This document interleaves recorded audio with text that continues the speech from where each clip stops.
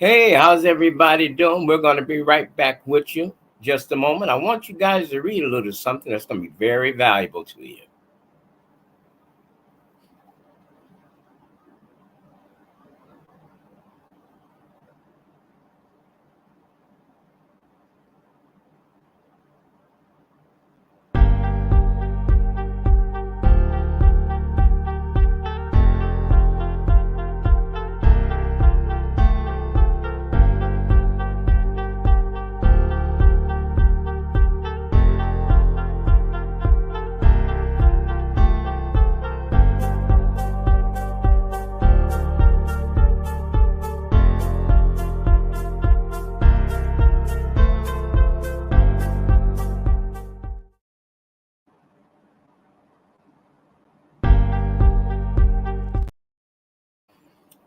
All right. All right. Well, I hope that you got something out of that.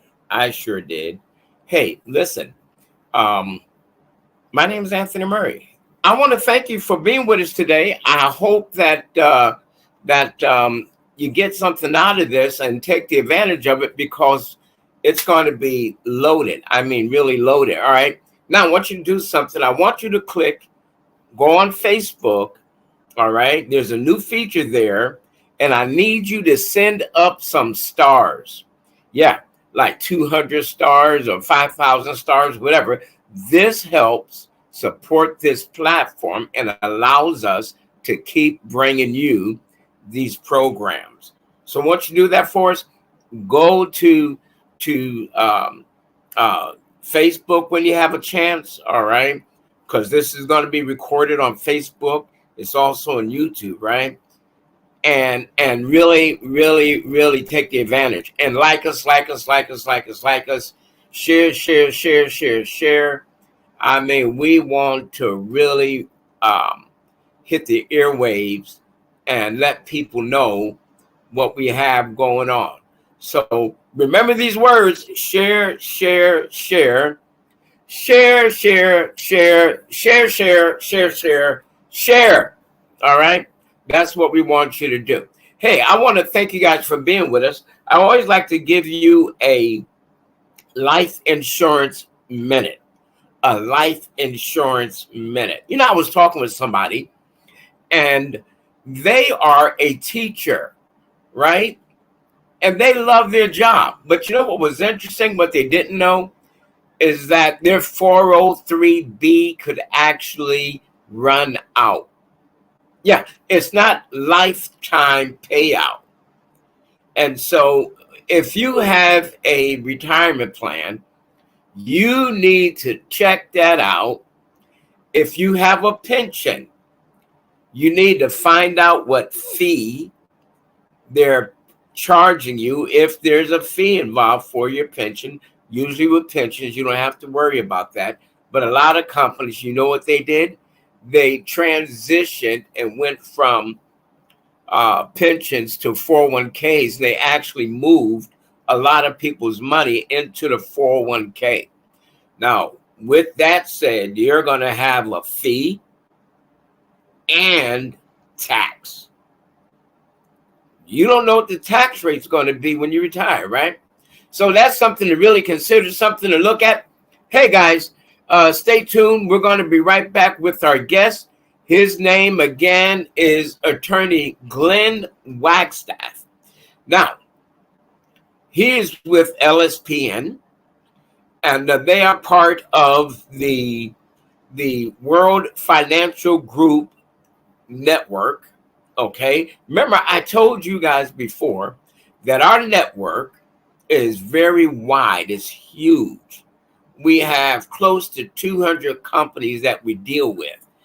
All right. If I can't find what you want, chances are it does not exist. I'm not saying that it doesn't exist. I'm just saying that chances are it don't exist. Okay. My name is Anthony Murray, and I'd like to welcome our guest today. Again, his name is Attorney Glenn Wagstaff. Attorney Wagstaff, thank you for being with us. Good to see you again. Glad to Likewise, it's been a minute, man. It's been a minute. It has. Yeah, so you've been doing a little traveling, I gather. all over the place. All over. Wow. All right. Now tell us a little bit about LSPN, what the abbreviation is for, how long has it been in existence, where you headquartered out of? Yeah, so LSPN stands for Legal Site Professional Network. All right. Can you turn your volume up just a little more? Let me see. Is that any better? Oh, that's a lot better. Okay, perfect. Yeah, so it stands for Legal Site Professional Network. We have attorneys across the country, and we're here basically to provide support and service related to estate planning and advanced planning. So we help with everything from simple powers of attorney and wills and trusts to complex tax planning, legacy planning, asset protection planning, business planning. And we work very closely with advisors that are part of the financial literacy campaign to make sure that people are getting, kind of a holistic approach to their financial situation. And we help on the legal side. All right. Great. Great. So now, how long has LSPN been around? We're actually going to be celebrating our 10 years in business next year. Congratulations. Congratulations. Wow. Wow. That's awesome. But now, how long have you been in law? About the same. So About the same. Okay. Okay. I started my own firm, started my own company just shortly after passing the bar. Mm-hmm. Event, an entrepreneurship event, and they said to interview your future, and they said, look at your boss, look at what they make, look at what their lifestyle is. Is that what you want in the future? And at the time, I was working for a boutique, estate planning firm. Mm-hmm. The main partner was always struggling to bring in work for everybody. He was on his second marriage, making about 80,000 a year. He hadn't bought a home. And I just thought, I don't want that to be me in the future. I should get out now. So I started. Right. And here we are. Wow. Man, that's awesome. So you have pretty much. Well, let me ask you something before I make that statement. What is it that LSPN does not deal with, if there is such a thing? Well, I mean, recently we've been expanding our network to be able to refer out other work, but traditionally we only focus on the estate planning piece, right? So if somebody needs personal injury attorney or bankruptcy or family law or other areas of law, we don't really get into those things. We really just specialize in helping people with planning their legacies and their estates. Okay. That's great. So LSPN is, I would say, still, I mean, it's a matured company. It's been around for 10 years. I say any company under 5 years are still in the development stages, but you guys being here around 10 years, I see that you're going to be out there for a while. You guys are going to be doing well for a long time. Now, let me ask you another question. How long have you guys been involved with WFG? So about 2 years in, we were able to form a relationship with Legacy Shield. Mm-hmm. And so the LSPN brand came from our relationship with Legacy Shield. Originally, it was the Legacy Shield Professional Network. Right. And so, we basically were the professional network, the attorney network for another company for about 8 years, working with WFG. And then after that, Legacy Shield ended up kind of leaving the platform, and so we started working directly with the marketplace. So that's kind of.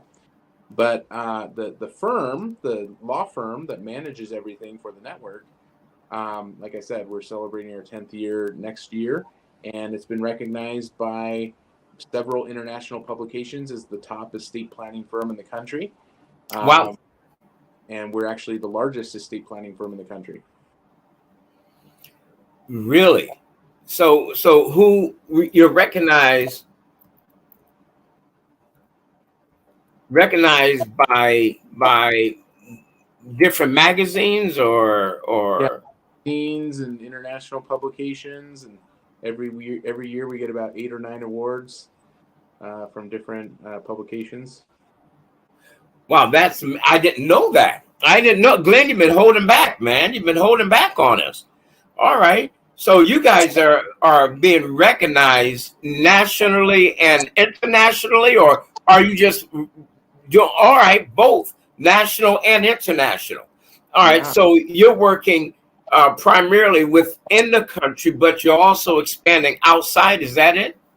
we have attorneys licensed at this point, licensed in 14 countries.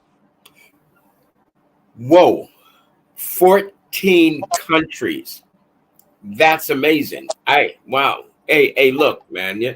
Now, last time we were together, I didn't know all this. Well, Now, huh? business grows. Yeah, man. That's awesome. So, the United States. Name a couple of the countries for us. We have attorneys licensed in several Latin American countries, including Mexico and El Salvador and Peru. We have attorneys licensed in a few Asian countries. We have attorneys in China. We have attorneys in the Philippines. We have a couple African countries, Nigeria and Cameroon. Really? European countries, Great Britain and France, and so yeah, we're you guys are all over the place, man. And you are. Did you say you guys are the largest? So we currently have 136 attorneys, and so there's not a lot of firms that focus on estate planning. There's big firms that have estate planning departments. And generally they'll have, maybe 5, 10, 15, attorneys that are focused on the estate planning side of things. But the biggest firms in the U.S. don't focus on estate planning. So we are a firm. Yeah. What, man, this is something. This is something. You are the largest estate planning law firm in the U.S. That's right. Well, I got to tell everybody about this. Hold on one moment. Let me put this up here. I want people to see this. I want people. Largest estate planning law firm in the USA, and you're part of WFG. So now, when someone with WFG wants to work with LSPN, what exactly do they have to do? Well, there's a website, and we have everything kind of flowing through the website. So an agent would register on the website and put in their information and connect their bank account and everything, and then we would basically we pay direct, right, when we have referrals that come to us that we are able to help clients with. And the idea is that, they send in a referral with the client name and information, and then we reach out, we schedule the appointment, we'll, guide them through what their needs are. There's no cost for a consultation when they come as a referral through a WFG associate.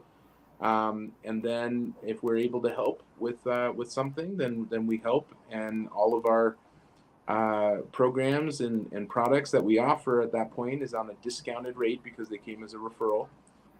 And then we'll follow up and help them to put everything in place. All right, so your programs and your products are at a discounted rate for WSB referrals. That's right. Is that correct? Yeah, it's generally, if you were to go to an attorney on the open market, somebody who knows what they're doing, and you were to price out the same plans that we would offer, they're generally going to be about twice as much. Wow. Hey, if you guys haven't heard that, let me help you see it. All right. Programs and products discounted rate for WSB referrals. Now, listen, I don't know if you know how big that is, but that is super. Now let's get into the meat of our show today. Let's talk about wills and trusts. All right. A lot of people, I believe, let me start off by saying this. Um, let me see my comments. I got a comment saying, okay, all right, all right. I believe that a trust is part of a legacy or a will. People are thinking about legacy, they're thinking about leaving something tangible for their family. But when it comes to legacy, folks, you have to go beyond tangible. I believe legacy begins with morals, all right, something you pass down, morals, um, ethics, all right, instilling in the hearts of people or your children right and wrong. That's legacy, helping them to identify who they are. Not tell you what, if you don't teach your children about money, then you're going to have a problem, or they're going to have a problem, because chances are they're going to blow it. All right. So we have this expert who deals with wills and trusts, and he's going to tell us about wills and trusts, because that too will be considered part of legacy. Part of legacy. Hey, Glenn, let's start off with this. Which one is better, or what's the advantage of one over the other? Let's talk about wills first. Well, let's, which one is better? Let's start right there. Sure. So, I mean, most people have heard about a will or a trust, and a lot of people just don't know the difference between the two. But the reality is that if you have a will, first of all, your will doesn't do anything until after you pass away. Its purpose is to give instructions on what should happen with your estate after you're gone. A trust is what we call a living document. It starts protecting things immediately. So even before away, it's protecting you. And so that's the first difference. The second difference is, if you have a will, your will has to go through probate, has to go through a court process in order for it to be verified and for it to be valid.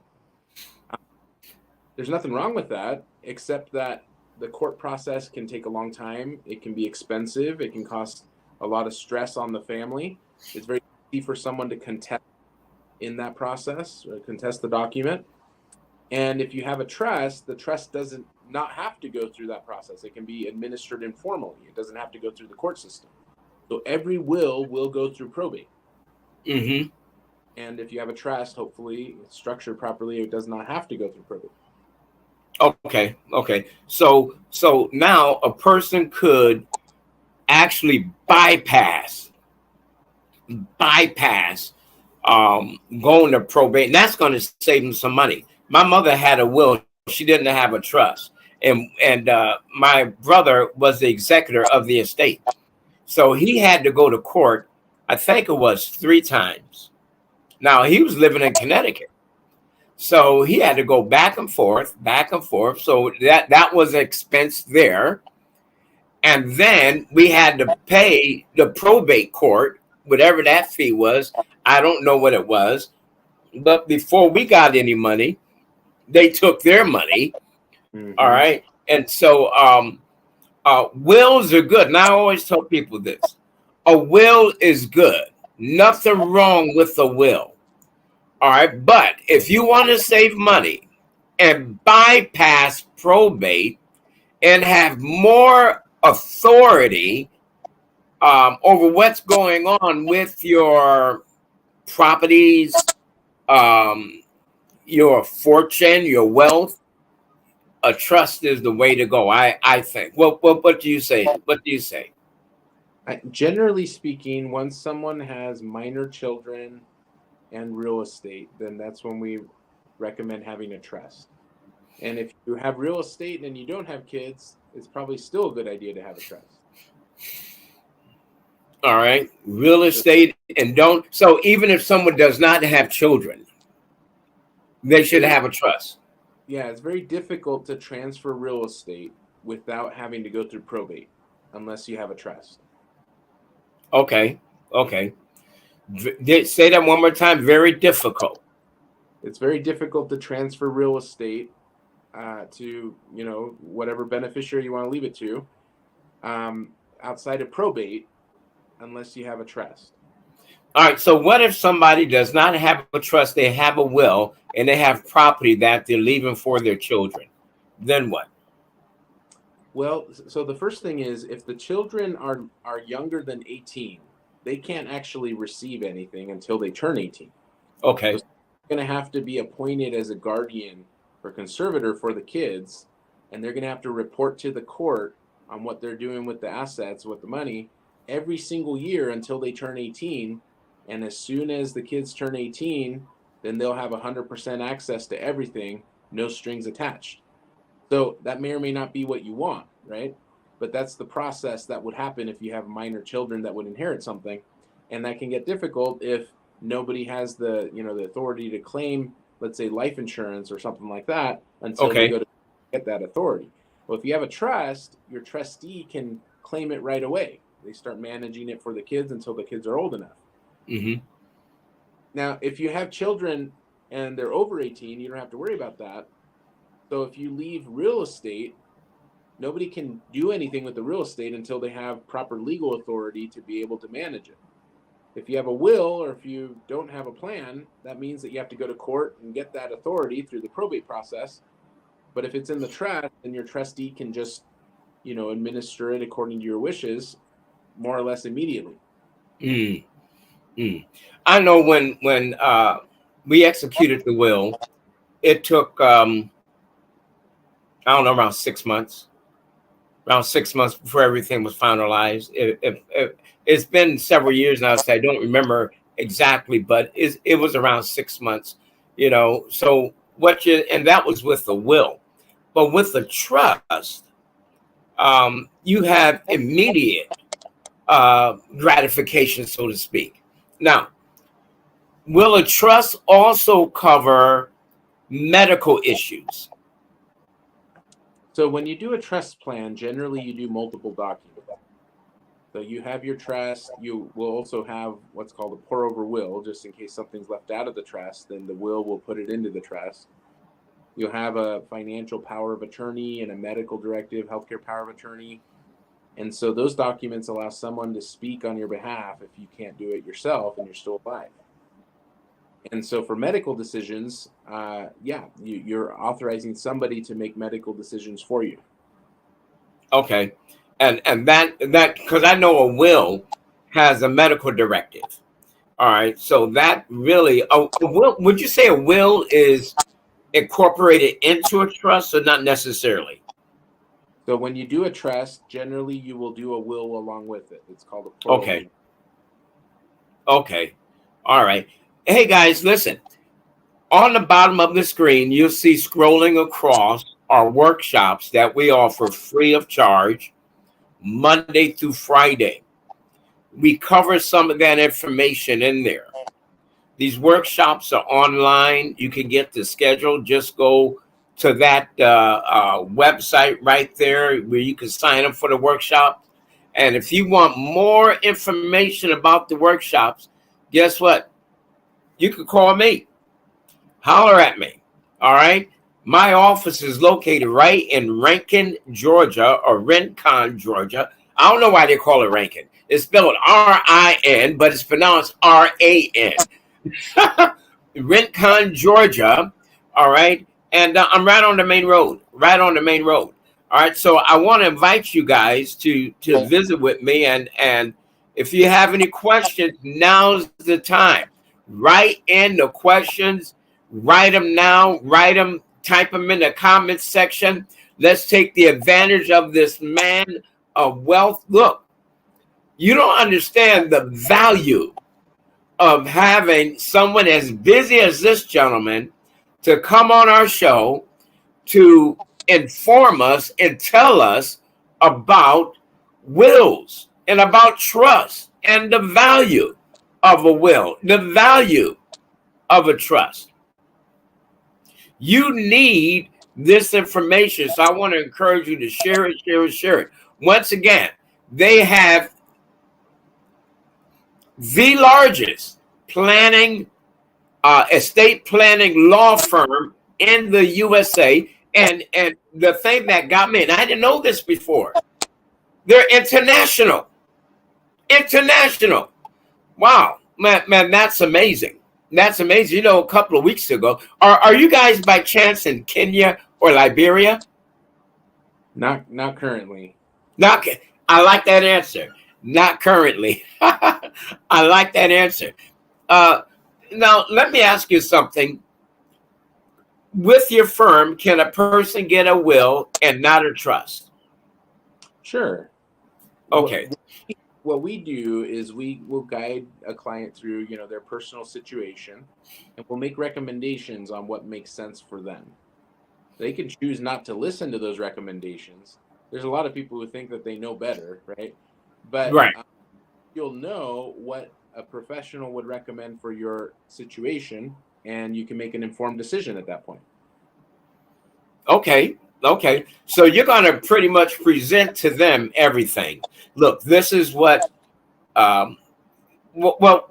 Before I even say that, you actually do a consultation with them, so Right. you'll know what you can offer, right? So you're going to do that consultation. The consultation is going to pretty much give you a picture of what you guys offer. Now, and then from there, you'll be able to point them in the right direction. Correct. All right. Now, let me ask you something else. Is it a one fee fit all, or does it differ based on the circumstance? It differs based on the circumstance. So some situations are more complicated and we need to address specific concerns. For example, we sat down with a family the other day. They have a special needs child. If their child were to inherit something, they'd lose all their benefits. We don't want that to happen. But there are ways to protect their benefits and allow them to receive their inheritance at the same time. All right. Through special needs trust. And it's a little bit more complicated, but it's the type of protection that they need. Okay. All right. Now look, guys, I don't know if you know how critical that is. All right. And let me put this up here for you so you guys can see this. Programs are discounted. Programs and products are discounted. You get a discounted rate for WSB referrals. I'm WSB. All right. I'm WSB. So, hey, if you need to look into this, or if you're a WSB and you're watching this today, you need to go on their website, LSPN website, and sign up with them, because guess what? You get paid for every referral they help. Every referral they help that they're able to sell them a product or a program, you get a referral fee. So it's not just something where you're not going to get anything out of it. All right, now let me ask you something. We're getting a little weather resistant here on the internet because of it's really, really windy out here. Where are you guys located anyway? So our headquarters are in Utah. Utah. All right. How's the weather? The weather's great right now. Yeah, man. We just had some rain, tornadoes, and now it's a little windy out. So that's why the sound's just a little choppy. But thank God we're all good now. Yeah. We're all good now. All right. Hey, look, we're not going to hold you too much longer because I know you're busy. But folks, if you have questions, you need to put them in the comments so we can ask and find out how they could help you. All right. They could help your clients or your friends or your family. Let me ask you, do you run into a lot of folks that come to you that are absolutely clueless as to what they need, what they have? Even some people that may have a will or they may have a trust with another attorney and it may be old. Do you ever have situations where people come to you with something like that and they want you to handle things for them?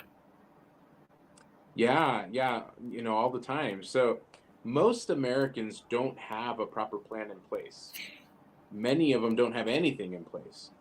And what we find when we sit down with people, even when we review plans that they've done previously, is that it's not reflecting what they wanted, and it hasn't been updated in years, and they have, things that they still need to address. As a new attorney, I always used to give the benefit of the doubt that somebody else was doing a good job and that they were going to do it better than me, right? I was brand new. I just assumed that All other right. attorneys, they always did it better. And time again, I would review these plans that were done for people and find simple mistakes and issues and problems within their plan that, quite frankly, probably shouldn't have been there. And so that was one of the things that motivated us to start our firm, was to make sure that we were providing the right services for people and approaching things correctly. Every time we get into a new market, I think, well, they're probably good to go here. They probably have a good, they have good professionals that, how can we compete? We got to Southern California, we started an office down there, and my aunt was looking for somebody to help her with some Medicaid planning for her aunt. And she knows that I'm in this field, but she just assumed that we couldn't help her because she didn't realize that we had an office in California. And so she looked up the best elder law attorney that she could find on the internet, right? Best ratings, had 30 plus years of experience, just everything looked good on paper, right? And this lady charged her $8,000 to do a trust plan, and then charged her hourly to travel to and from the meetings. They had 3 meetings, so that adds up, right? $300, $400 a month. Wow.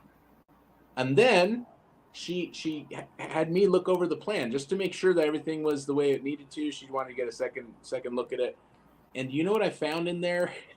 Where this is from the best elder law attorney in Southern California, according to Google. I found the previous client's information in the documents still. Hmm. Previous client's information was still in the documents. They didn't even look it over for quality control to make sure that they Wow. had all the previous client's information. So, I mean, the thing is that you want to work with someone who knows what they're doing. But a lot of times, the industry has given us a bad reputation because people just assume that it's just documents and it's just, I can get this online. It shouldn't cost much. It shouldn't be that big of a deal. All I need is a simple will. And there's a lot of misinformation out there. When you competent professional that's helping you to do it the right way, then you have the peace of mind that everything's taken care of. A lot of times people get their plan done and then they find out years later that it wasn't done right. And unfortunately, most of the time, people blame themselves and they say, oh, well, serves me right. I shouldn't have worked with that person. I had a feeling I shouldn't have worked with that person. Or I had a feeling I shouldn't have done it myself. Or I had a feeling I shouldn't have done it on LegalZoom. And they blame themselves. And whether that's right or wrong, I don't think it's a good trend, but we want to make sure that we're protecting people properly. Wow. Wow. Hey, look, this is critical. So you guys will go through and just look at things for people. Hold on, I do have a comment here. Wouldn't a life estate? I'm gonna put it up. Here's a question for you. Wouldn't a life estate keep a property out of probate court after the death of the owner? Now, the young lady that is asking a question is actually an attorney in another state. All right, so she just had a question for you. Wouldn't a life estate keep a property out of probate court after the death of the owner? So a life estate is the right to live in the property, right? And it's actually subdividing your property rights of, somebody to be able to use and enjoy the property, and then somebody who actually owns title to the property. So a life estate by itself would not be enough to keep it out of probate, because somebody's still going to have to receive title and have that remainder interest, and that would have to go through probate. There are in some states allow for a payable on or a transfer on death deed that can be done, or in some states they call it a ladybird deed, where you actually execute the transfer, but it just doesn't happen until after you die, and that would avoid if it's done properly. Okay. Okay. So there's steps that have to be taken. In other words, there's things that have to be done, and could someone do this on their own, or would it be better for them to go through an attorney? Well, that's an interesting question. So if you're doing a really basic estate plan, you're just doing a will, and you want to do it yourself. If you write it all in your own handwriting, it will be honored. It'll be valid, right? And you just need to make sure that you're providing the instructions properly and it's clear and everything else. But that'll be honored by the court. If you do a trust, a lot of times, people are able to draft their own documents. It turns out okay. We had a lady that, she ended up doing her documents herself, and she wanted us to make some revisions for it. And the interesting thing was she told us that she used to be a paralegal. She said, to put this thing together, I put in 60 hours of work, make sure I got it right and everything else. And then we looked it over and we said, oh, this is good work. You did a good job. It's addressing everything you need. Let's go ahead and make these changes. And she said, you know what? Let's just redo it. I don't want to spend the time and the research and everything else myself. I just trust you to do it now that I know how difficult this is to try to do it myself. Wow. Because I know there's and with WSB we have companies that offer wills, but they have like 30 questions or 40 questions. I mean, the list just keeps going on with things that we have to answer to get it done. And after looking at that, I said, oh man, there is actually a lot to doing a will. I mean, it could be done. There's actually a lot to doing it. Now, I know someone whose client had one of those wills, or they got it offline, I forget now, and they did not have it notarized. When someone's doing a self-will, do they have to have it notarized? Because this lady's family took it to court, and the judge would not honor the will because it wasn't notarized. So there are two ways that you can do a will and make sure, like if you're doing it yourself, make sure that it's valid. One is you do what's called a holographic will. That's what I was just talking about, where you write it out in your own handwriting. Doesn't work typing it out and signing it. That's not the same. Got to be in your own handwriting completely, right? That's called a holographic will, and that will be honored. The other option is if you type it out, or if you have some program that helps you or whatever, and you create your document, then there's certain protocols that you have to follow in order for it to be valid. Mm-hmm. Generally speaking, most states are going to require 2 witnesses, and most states are going to require that it's notarized. Okay. And that's what happened with that person. Ladies and gentlemen, let me point something out to you, that Attorney Wagstaff is the head of the largest estate planning law firm in the USA. All right. Now, you could take a chance doing it yourself, but why? If you have a law firm that could do it for you. Now, I always recommend to people this: get a trust. If you could afford to get a trust, get a trust. All right. You're going to bypass probate. Now, I did hear of, I forget who it was a famous family where the family member died and left the spouse a trust, and the children or somebody else in the family tried to fight the trust. First day in court, the judge threw it out because he said it was protected by the trust. So I don't know if that happens all the time, but in that situation, the court case lasted one day,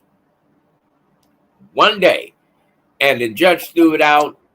And to me, it was like, all right, the trust trumps it all. So the trust really carries a lot of weight going to court, doesn't it? Or could you explain that to us?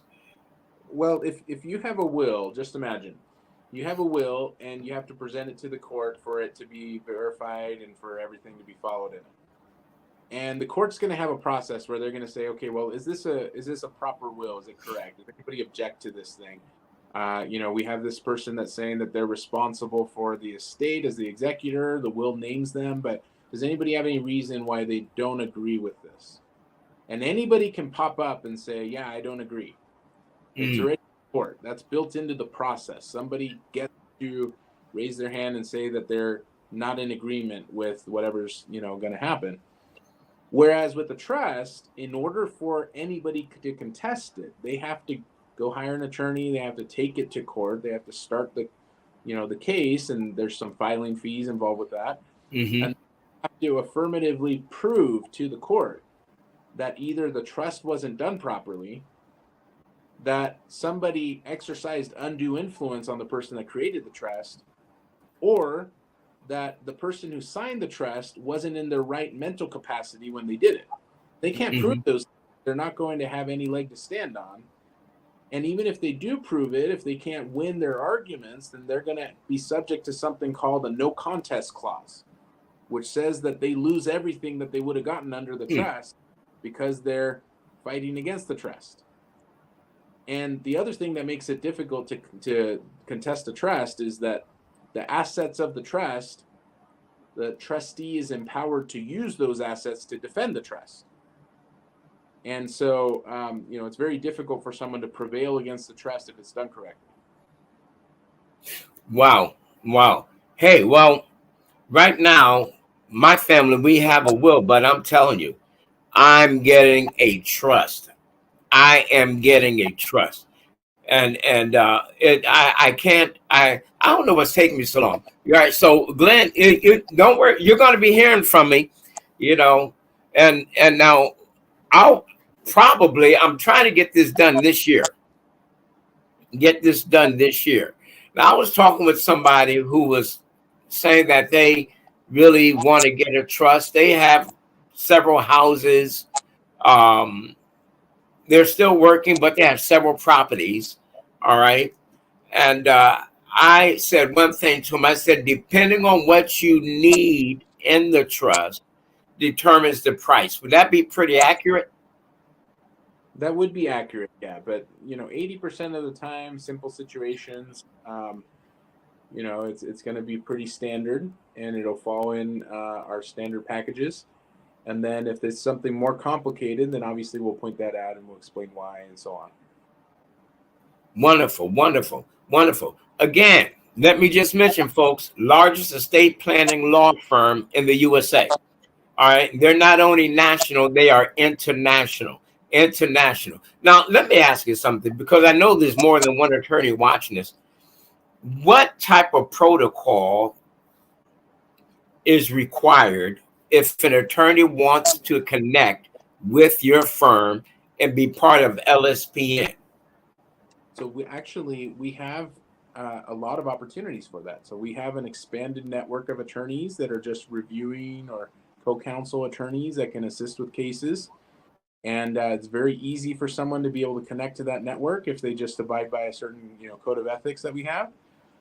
And then if somebody wants to align their practice a little bit more closely with us and take advantage of the connections that we've built over last few years to help them to grow their practices, we are looking for attorneys that are a good fit. So we're constantly looking for attorneys that want to transition into estate planning, or maybe it part of their overall practice, but it's just one piece, and they do other things.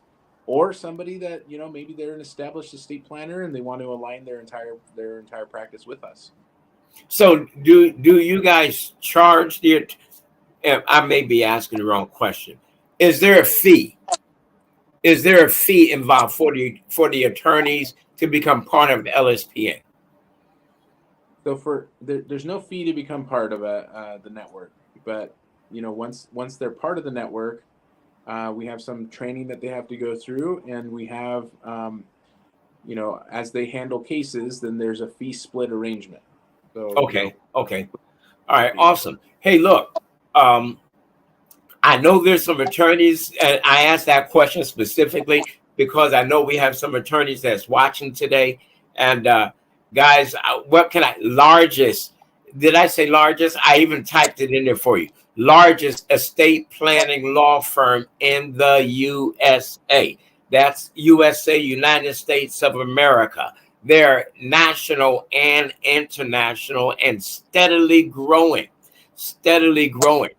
All right. Hey, Glenn, why don't you wrap it up for us and tell us and closing comments, what would you say about the importance of having an estate or excuse me, a trust? Well, one of the things that we see all the time is that people procrastinate taking care of these sort of things. And, at the end of the day, it's difficult to know whether you're going to have problems after you pass away, whether the family's going to get along or not. It's difficult to know that. But every once in a while, we have situations where we can foresee what's going to happen. And in those situations, it's very important to make sure that you're protecting yourself, because otherwise, people don't plan to fail. They just fail to plan. And you're going to fall into the default of what the state will do and what the processes of everything else for your estate is going to have done if you don't have a proper plan. So, for example, I talked with a lady the other day, and she said, I'm remarried, second marriage. My husband has children that don't talk to him. They haven't talked to him in years. And we have children together. And I want to make sure that our estate is going to go to our children. But we already know that when he dies, his children are going to show up and demand the money. How do we know that? Because 2 years ago, there was somebody who, or maybe it might not have been 2 years ago. It might have just been a few months. But there was somebody in the community that passed away that had the same name as her husband. Oh, wow. And so when he passed away, the kids showed up at his front doorstep to try to collect everything for the house and try to sell his property. They weren't even related to the guy, but because he had the same name as their dad, they thought it was their dad. Wow. So sometimes we get to peel back the curtain and see what the future is going to bring to us. And in that situation, she said, we already know what the problem is going to be. We got to prevent it now, right? So for the rest of us, we take a lesson from those people and be able to see and know that, it's important to have a proper plan, because if not, you're setting up your family to fight. You're setting up your family to have problems or stress or delays in them being able to enjoy what you're leaving for them. And if you don't want to have those problems, then it's a matter of having a few simple documents in place to protect yourself. Wow, man, so beautifully said. Hey, Attorney Wagstaff, I want to thank you so much for being with us today. Thank you so much for just sharing that information. Once again, folks, they are the largest estate planning law firm in the USA. All right, that carries some weight. And they receive awards and notice and different law magazines. Is that correct?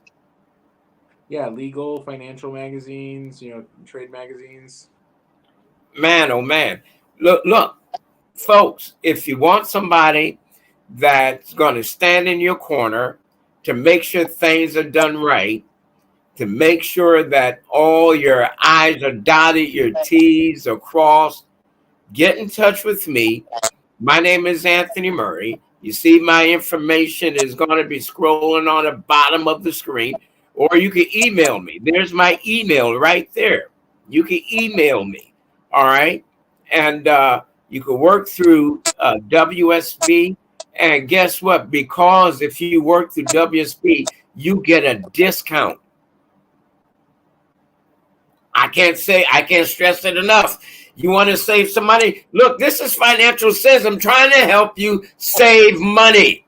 All right? Save money. All right? Now, you work with me. I work with you. We work with him. And guess what? You're going to save some money. So you can email me. All right? Or my information is scrolling across the bottom. I want to thank Attorney Wagstaff for being with us. I don't see any more questions coming up.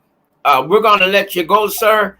And we want to thank you once again for being with us. And we're going to see you next time. Hey, look, guys, hold on. I want to share some information with you that something we have coming up, our Juneteenth celebration. Attorney Wagstaff, thanks for being with us. We're going to have you back, sir. Sounds good. Good to see you, everybody. All righty. Take care. All right. So this is where we're at. Join us for our Juneteenth Business Expo celebration tomorrow in Rankin, Georgia at 272 South Columbia Avenue across from Geo Vista Credit Union on Highway 21. It's going to be from 11 a.m. to 3. That is, if there's no storm. If there's a storm, don't you dare look for us. I'm not going to be out there if there's a storm.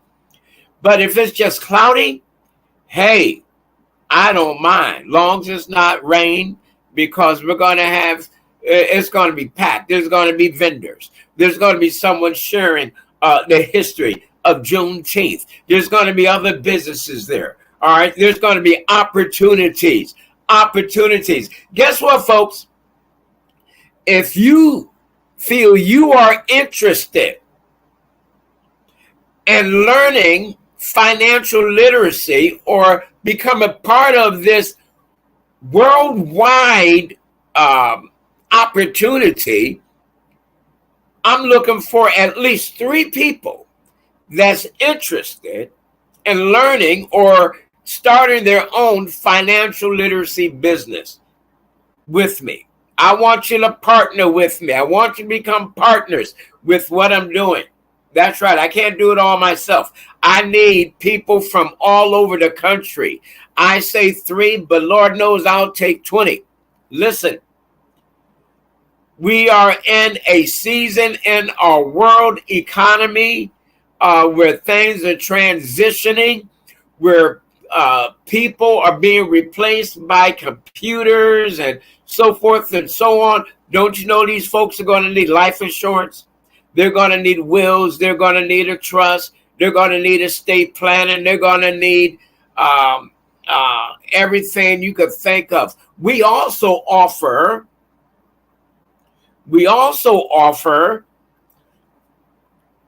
educational support. We help people find, we could connect them with one of our companies that would help them find grants and scholarships and help them with college and student loans. Hey, listen, the price is right. The time is right. The season is right. And it's right for you. Okay? It's right for you. All right, guys. Listen, I want to thank you for being with us. If you can't make it tomorrow, I will be at another business expo hosted by the city of Port Wentworth, Georgia. Highway 21 in Port Wentworth, behind City Hall. You can't miss it. There's going to be a bunch of us out there, weather permitting. We will be there. Hey, I hope you guys enjoyed the podcast today. There was a lot of information there. There was a lot of information. All right. And I can't stress enough the importance of at least having a will. But definitely you want to get a trust if you could afford a trust. I hope you got all your questions answered. If you didn't, keep in mind, you could actually call me and I'll give you that information. You could contact attorney Glenn Wagstaff yourself and he will give you free consultation. The initial consultation is free. All right. Why? How is that possible? Because you're referred from WSB, World System Builder, World Financial Group. Hey guys, look, I enjoyed it. What a great show today. What a great time. There's just a lot of information. Man, it's amazing. the things we learn when we ask questions, the things we learn when we're in the right place at the right time. Hey, don't forget about next week. Next week, we're going to be with you again. It's going to be another awesome show. I'm not going to tell you what it is. I'm just going to tell you to share, and be there, and don't miss it. We'll see you next time.